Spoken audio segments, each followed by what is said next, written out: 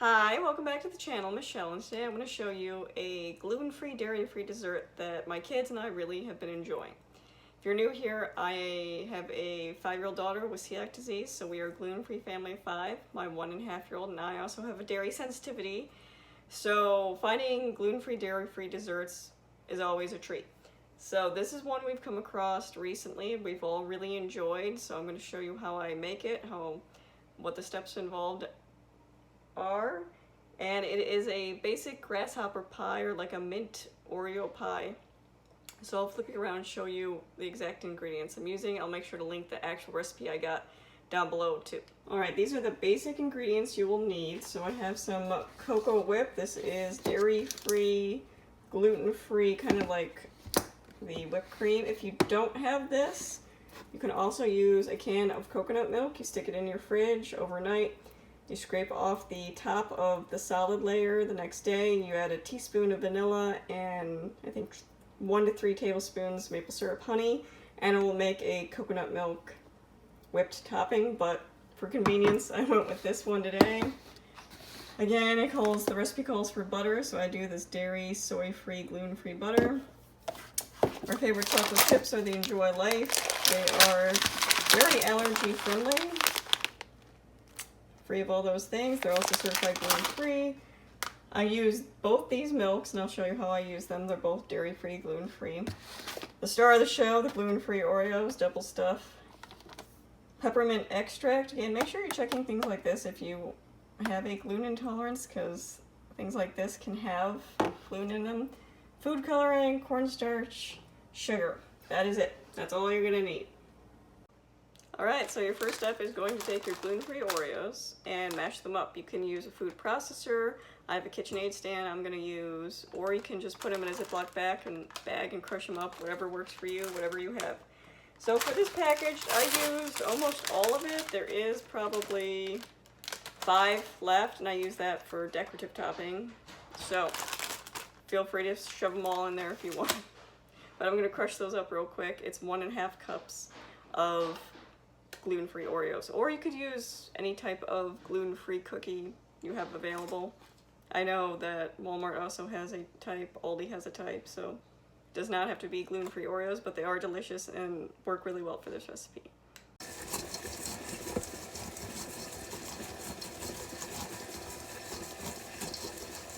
Alright, so I preheated my oven to 350 degrees, and what I do with that is I don't own a microwave, so to heat up the butter, I just stick it in a glass container, 3 tablespoons.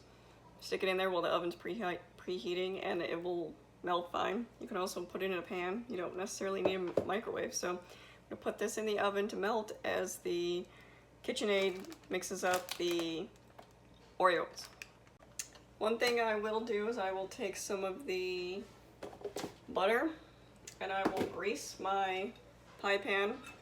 Again, you can use coconut oil, vegetable oil, whatever you use in your normal stuff. I find this helps when you go to eat it later, it doesn't stick as bad. So that is all greased up. Alright, next I'm just going to pour that melted butter into my ground up Oreos and mix that around, and that will make my crust for the pie. Alright, this is all mixed up, what you want to go for. And again, you could do this all by hand. It just takes a little more effort. So I'm going to put this in my pie pan and set up my crust. Alright, the crust is all squished in there. You can see it went against the sides. Again, it doesn't have to be pretty or perfect. I mean, Oreos are delicious no matter what. So this is going to go in the oven at 350 for 10 minutes. Alright, the next step is to mix 1/3 cup sugar, 3 tablespoons cornstarch. Again, make sure your cornstarch is gluten-free. A 1/4 teaspoon salt. You're gonna mix those together in a pot. I actually have this is called I think a 5th burner pot. It's really long. So I'm gonna mix those in there, and then I'm going to add 2 cups of dairy-free milk. And what I do with that is I do a combination of Ripple.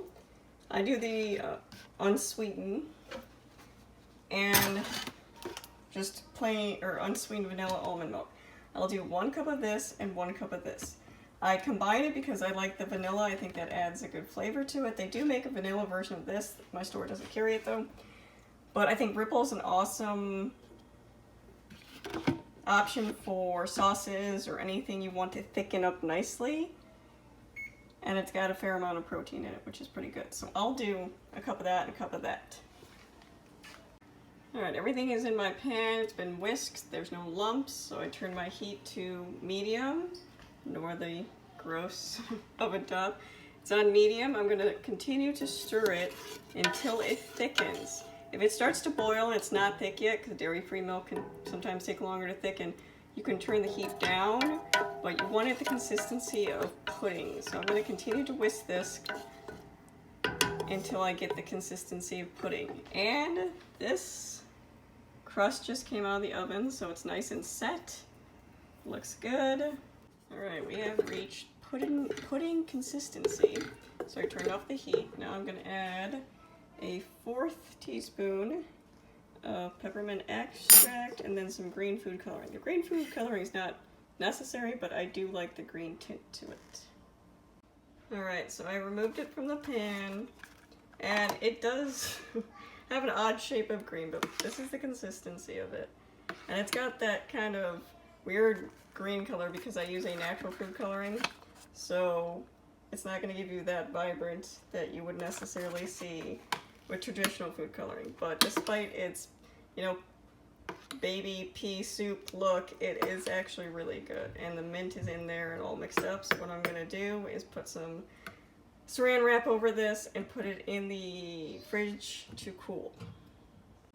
Alright, to make the ganache or the fudgy chocolate layer, you again just take 1/2 cup of chocolate chips. I use the allergy-friendly kind, and then 1/2 cup of dairy-free milk. Again, I do a combination of these two to make it thicker.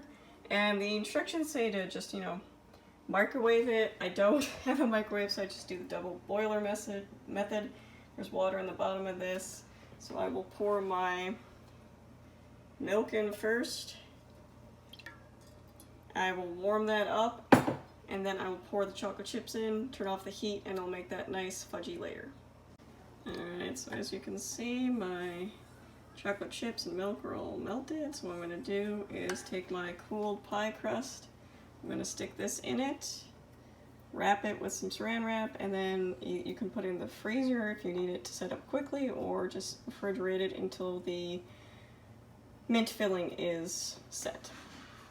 So this is what it looks like with the filling, and again, the filling will thicken up to a fudge-like consistency in the fridge, so I'm going to wrap it up, put it in the fridge so it can thicken up, and then once the pudding mixture, which is already in the fridge, is ready, I will top the pudding mixture on top. So the ganache is set. The pudding is completely cooled down, so I'm going to spread it on top.